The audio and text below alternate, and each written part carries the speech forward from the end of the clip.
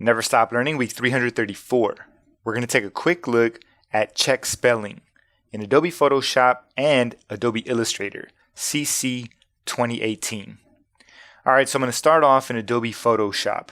Here I've got some text with an obvious misspelling, but you might miss it at first. Now, I didn't know there was actually a spell checker in Photoshop, and you can find it over here in the edit menu at the top. You scroll down and find check spelling. When you click on that, the spell checker just jumps right into action. Alright, so it finds the misspelling, gives me some suggestions over here. I'm going to go with decision. Alright, and then I'll tell it to change it for me. Alright, so now I get this new window. Photoshop says that the spell check is complete, and I have an option here to tell it not to show me this again. I'm going to click OK. Alright, now let's take a look at how this works in Adobe Illustrator. Alright, so here I've got the same misspelling. Alright, but this time I could use a keyboard shortcut. So I'm going to hit Command-I on a Mac, Control-I on a PC.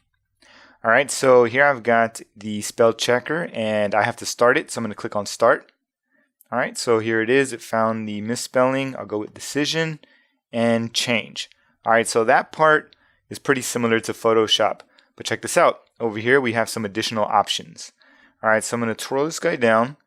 And at the top we have find, and we could find repeated words or uncapitalized words at the start of sentences. Alright, next we have the ignore section.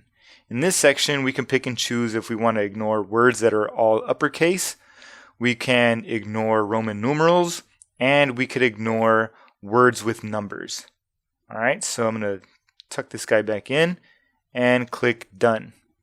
Alright, so there you have it, folks. That's a quick look at check spelling in Adobe Photoshop and Adobe Illustrator, CC 2017.